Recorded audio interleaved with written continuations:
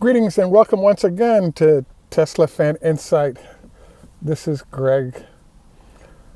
Today's focus is on three topics. The first is we take a look at the fact that we've entered another sub 200 Friday. So we sort of take some time to review the fact that we're in the third week of the same price action on Tesla's stock price. And this week in particular, with the Monday holiday, I think exacerbated that price movement. The second thing we review today is the engineering headquarters and the new location at the former headquarters of Hewlett-Packard. And, we review some details of that I think sort of paint a more broad picture on what's going on there. And then finally, we take a review of the upcoming March 1st news. There seem to be a lot of folks that are focused on it, so we wanted to introduce some information that might be helpful in the process. This is Greg for Teslafaninsight. Reminder, please take time to like and subscribe, and please join us on Patreon if you'd like more useful information for investing and trading Tesla. So the first item we wanted to review today is there's a famous line called the myth of Sisyphus, where Sisyphus keeps raising the rock up to the top of the hill, and then it rolls over him, and he keeps making the same effort over and over again. So it seems that Tesla has sort of entered that space. As you know, the peak thus far in the last, let's say 3 months for the stock was $217 2 weeks ago. We had forecasted the run up to 200 from 100. And then from here, we forecasted that the target price for the stock is around 240. And we don't have any more data from Elon to support that argument, but in general, what we've seen happening is this sort of push towards full value based on the current earnings of the stock. So as you do recall, if we multiply the earnings times the growth rate, it kind of gives us the stock price. And at this point, what we're facing is something like $4 for earnings for this year times a 30 to 40% growth rate, and that sort of equals our stock price. Something in the 240 range is what we're targeting with that in mind, and the further we are from it, I think there's a better chance with the market being neutral that we get back to that. And then if the market isn't neutral and it's choppy or down, it seems to take Tesla with it without supporting data or comments from the company in some way. So I think it's unfortunate. I was hoping we'd be at the 240 number by now, but I really think that we're in a battle with different constituencies. So what do I mean by that? Well, the basic process of earnings-driven price stocks that I described is called value investing.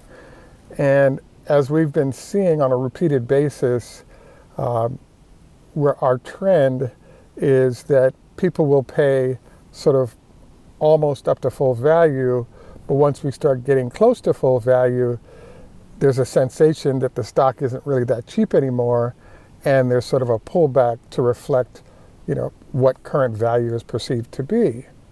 So I would not be surprised to see Tesla meander in this zone until we have production data for the quarter or some news that's negative like what we got out of China to drive sort of what's next for the stock. It is amazing to watch the hedge funds, though, leverage the ability of the bots to drop the stock price, particularly below 200 on a weekly basis when there's a lot of money to be made, keeping it below 200 as we hit Friday each week. And as you know, today is Friday. So in general, I just expect us to keep doing this same cycle for another couple of weeks until we get nice new data, which possibly could be on the Investor Day coming up on the 1st of March. The next thing that I'd like to review today is Tesla announced that its engineering headquarters is now moving to the former headquarters of Hewlett-Packard. So there seem to be a lot of folks that are sort of excited about this relative to Tesla's longevity in Silicon Valley, etc. Now, I was very surprised at the degree of excitement here because Elon had Tesla's headquarters for a long period of time in Palo Alto, and not only in Palo Alto, but on the backside of the same office park that the new headquarters will be at. What we've had happen over the last 3 years is that Elon kind of started it in a small building at the back of the office park. After a very large company, software company, left their office space, Tesla sort of kept its original headquarters in the same spot in the office park, and then leased a couple of buildings within the office park in the rear that it opened up because of the merger of the software company that was there. Now, this move to the new headquarters, or former headquarters of Tesla, but a new engineering headquarters, for Tesla, I guess you could call it interesting, but I don't think, if you count up the number of steps, it's not more than 1,000 feet or 500 to 700 yards from where the current engineering headquarters are globally for Tesla. So I guess one could try to get excited about this, but I just think that there's a lot of continuity in terms of what's going on. One question that does come to mind is, the office space that the company has elected to lease within this office park. It's on a 99-year lease from Stanford University. That industrial park was built in the 50s. And so, because I guess there's 2 layers of rental there, the lessor who's leasing to Tesla, as well as, annual revenue that goes to Stanford University, and the fact that it's in Palo Alto, California, which is kind of the headquarters of the entire sort of Silicon Valley revolution. It's one of the most expensive office space locations in the world, actually. And so the key here is that there are a large number of companies that base their engineering headquarters within 20 or 30 miles of that location in order to have access to forward-moving technology developments and access to things like chip manufacturers, engineering access, as well as other, sort of world-class software, hardware manufacturers. And in a lot of cases, all of those different elements are sort of blending with each other to develop new products. So being in that space is kind of critical. Now, one of the things that's going on here is that, so we have an interesting process that happens in Silicon Valley. Berkeley and Stanford are not too far from each other, and and obviously Tesla, the engineering headquarters, is based in Palo Alto. Well, it turns out that there's a lot of research that goes on between MIT, Stanford, Berkeley, and the other sort of top flight engineering schools across the globe. By locating close to Stanford, Tesla's doing a number of things. Number one, it has access via professors and grad students to sort of the best engineering in the globe. Number two, Tesla's research is a little different than what's being done at a lot of other manufacturers. So in the case of GM and Ford and Chevy and all these companies, there isn't necessarily a chase backwards to the origins of the technologies they're working on in order to develop what they're going to use. In many cases, they're actually simply trying to find best suppliers so they can assemble vehicles like they've been doing with ICE vehicles for the last 100 years. And so basically, Elon loves research, and where we are currently in the process of the company is we're kind of lurking in this space of how can we bring, at a competitive advantage, new research into this space. So you've seen a number of really interesting innovations going on by Tesla. As you saw, the new battery, the 4680, has a lot of ideas and implementations that are different than what's done in the past. The most notable, obviously, is the fact that they're using the battery as part of the structural pack, and therefore being able to use or reduce the weight of the pack and therefore reduce the cost of the pack. So there's a lot of really cool, original ideas being developed in a number of different ways, and that's easier to do when you have access to great talent that's associated with some of the top flight engineering schools. The second thing I find interesting about this is that, there's a question: can you justify the exorbitant cost of locating a large facility in such an expensive spot? And the answer to that is, if Tesla was not amortizing things developed across a large number of vehicles, the answer would be no.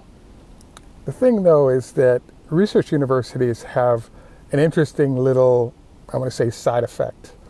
And what that is that many of the greatest engineering or technological developments of the last, let's say, 50 years have come from people early in their grad student programs between, let's say, 21 and about 26 years of age.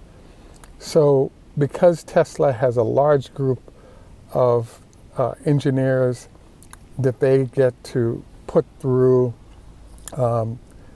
sort of a training program of their own, where they're kind of working both at Tesla and they're doing their graduate work at Stanford, many of the ideas that they're developing as part of their research, it may not get to the point of being patented by Stanford before the folks at Tesla can snap it up and implement it. One of the most fascinating elements of this I found is that, for example, if there's research in sociology that's a breakthrough, it can take as long as 25 years to get to the mainstream population. Well, if you have the folks doing that research at, let's say, Stanford, and as you know, it could be in material sciences, it could be in computer science, there's a whole range of technological areas that there's excellence at Stanford with. You have a situation where there are folks, be it professors or students, that are bringing ideas forward that they've had as work in process and may or may not be patented by Stanford, that is going to start affecting all industries, especially EVs in this case, significantly. And it's really hard for competitors to respond because there's no blueprint, i.e., or even sort of pre-existing patents that they can leverage to come after Tesla. So I just think it makes for a really interesting sort of process of getting technology to market quickly. And this also brings up a whole issue of, well, wait a second, shouldn't this stuff be patented before Tesla puts it on the road? As you'll recall, particularly with the Semi right now, we have a situation going on where basically, in order for a Semi to be viable, you need about 500 miles of range. And the problem that's been going on is that anybody with 250 miles can sort of struggle to make it work. But the margin of error for people with goods that they're trying to get to market is rather slim. So as a result, bottom line is that there's good news, which is the engineering facility is staying in Palo Alto near Stanford. It's also good news because a lot of really great world-class engineers will join Tesla and keep a technological competitive advantage for Tesla going in this space for quite a while. And the bad news side of it, of the cost of that location, is eliminated by the fact that what they're delivering allows them to really continue to extend the gap between what they're offering and what competitors' offers might be. So I applaud the fact that it's there. I think the whole discussion of the engineering headquarters being in California is kind of a red herring, because it's always been in California, and it was about, it was about 1,000 yards from where it was before, except for now it's a little flashier. I will say I'm a little sad because HP is one of my favorite companies. I had a chance to interface with the Packards a little bit, as well as, it's Stanford lore to be exposed to the history of how Hewlett-Packard was developed in Palo Alto and how tightly it was wound to Stanford research, much like how Elon is operating currently. So, in general, I would say that what we're waiting on right now is, well, what's going to happen on March 1st, and will that news be impactful to the stock?